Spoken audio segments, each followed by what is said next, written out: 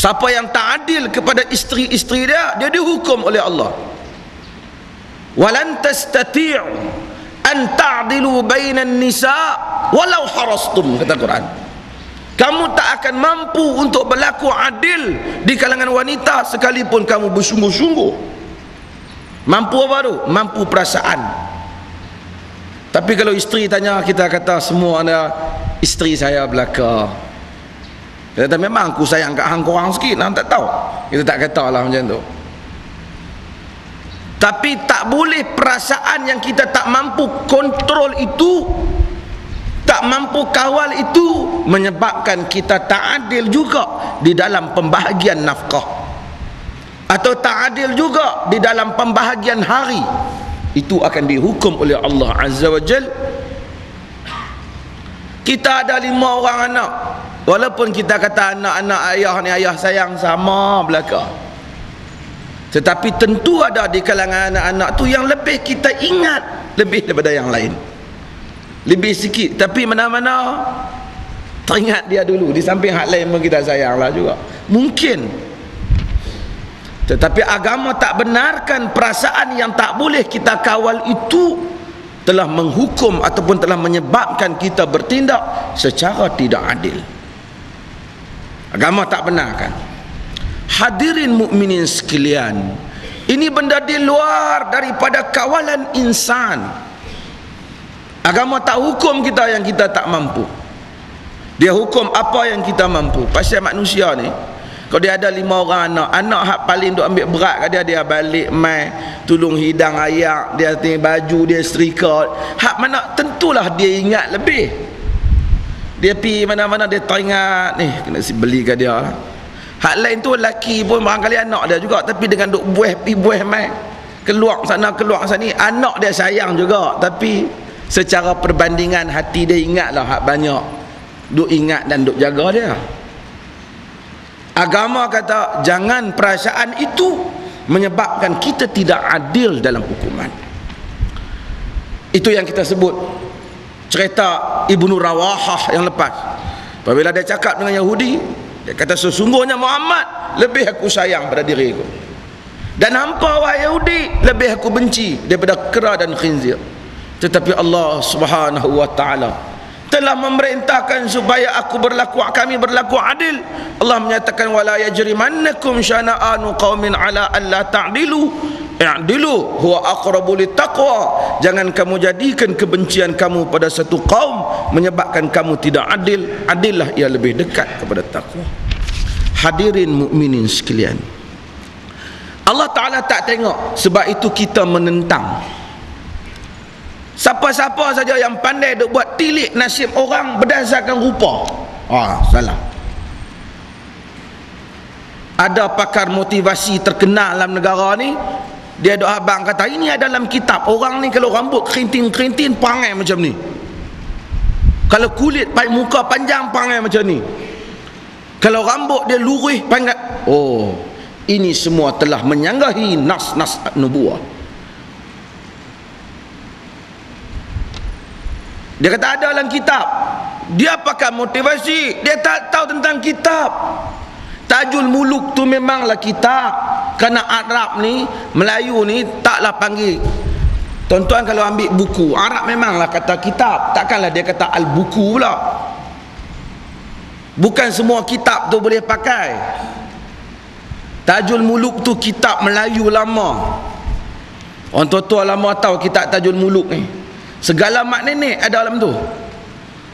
Cara nak buat rumah hari apa naas, hari apa bala, musim bila bala.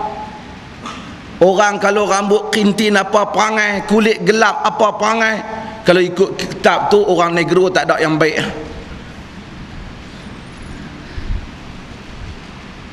Walaupun Bilal adalah orang kulit Habasyi, kalau ikut kitab tu tak ada yang baik. Tuan-tuan jangan duk pergi tukang tilik hak macam ni. Motivasi tak motivasi, pakar tak pakar, hang tak boleh langgar syariat Allah Azza wa Jal. Ini masalah dia. Kita kadang-kadang bagus apabila orang nak pada agama ni, kita bagus. Tapi bila dia nak pada agama, dia lebih lajak daripada laju. benda yang bukan bidang dia, dia pun nak cakap. Maka bacalah hadis-hadis yang palsu membaca. Sehingga kadang kalau orang yang bidang agama pun salah, dalam laman web JAKIM hadis palsu dimasukkan tentang fadilat bacaan doa awal tahun dengan akhir tahun. Itu JAKIM, tambahlah JAKUN, lagilah teruk.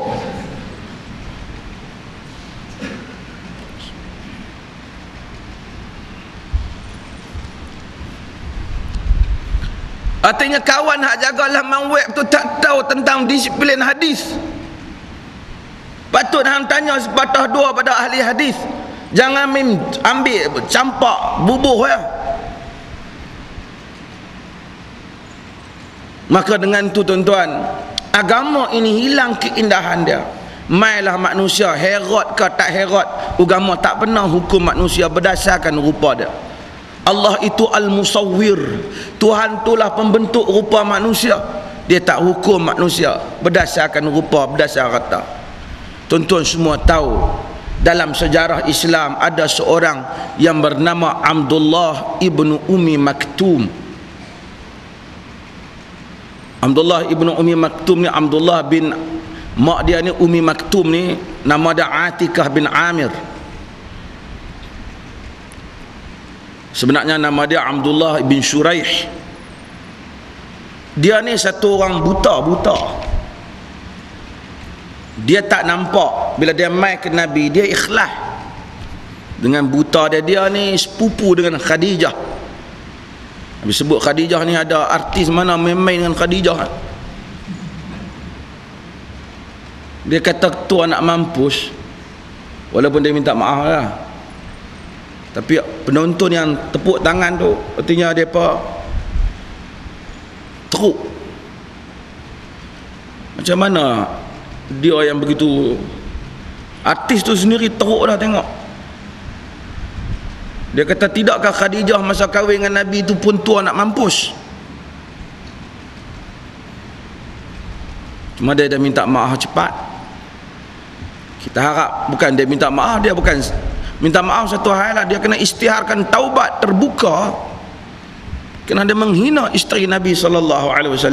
Saya harap dia isytihar taubat lah, mudah-mudahan. Abdullah ibnu Ummi Maktum, dia adalah sepupu dengan Khadijah. Dia tak nampak dia mai Nabi SAW hadir masa alam tu, ada majlis Nabi, mai 2-3 orang besar-besar pangkat ni. Ada Utbah, ada Syaibah bin Rabi'ah, ni semua orang paku-paku tinggi Quraisy ni. Ada Abu Jahal, ada Al-Abbas bin Abdul Muttalib pun ada. Ada Umayyah bin Khalaf. Umayyah bin Khalaf ni kepala Quraisy benar. Dia ni satu orang yang Nabi baling lembing kena dia, dan dia mati dibunuh oleh Nabi. Nabi perang, tapi dalam sejarah tak ada dicatatkan orang mati melainkan Umayyah. Umayyah ni dia bela kuda. Dia kata, kuda aku ni aku nak naik, kuda ni lah aku akan bunuh hang Muhammad. Nabi kata, bahkan aku yang membunuh hang. Sejak hari itu Nabi kata dia dah ketak. Sejak hari itu Nabi duduk Mekah, mati dah aku, dia tak. Pasal geng-geng jahat ni tuan-tuan, dia hakikatnya tahu Nabi benar. Bila Nabi kata Nabi nak bunuh dia, dia ketak. Memang dia tahu dia kena mati punya kali ni. Kita sebenarnya sebab tu tak kisah orang hak duk maki kita bila kita dakwah, kita seru pada Islam, Quran, Sunnah, dia duk kata kita, dia pun tahu kita betul. Saja gatal mulutnya, saja jahat mulutnya, dalam hati kecil dia, dia tahu kita betul. Tapi dia syok nak jadi bahan mengutuk orang, boleh tak? Sebab tu tuan-tuan, bawalah Islam ni, tak usah takutlah. Hak orang kata, dia kata di mulut dia, hati dia tak tahu kita betul. Kalau kita buat betul lah. Kalau kita buat tak betul, tak betul lah. Mereka ni semua ada dalam majlis bersama dengan Nabi SAW. Hadir sama dengan Nabi. Dia Abdullah ibnu Ummi Maktum, satu orang yang tak nampak. Mai-mai tu dia kata, ya Muhammad, ya Rasulullah, alimni bima 'allamaka Allah.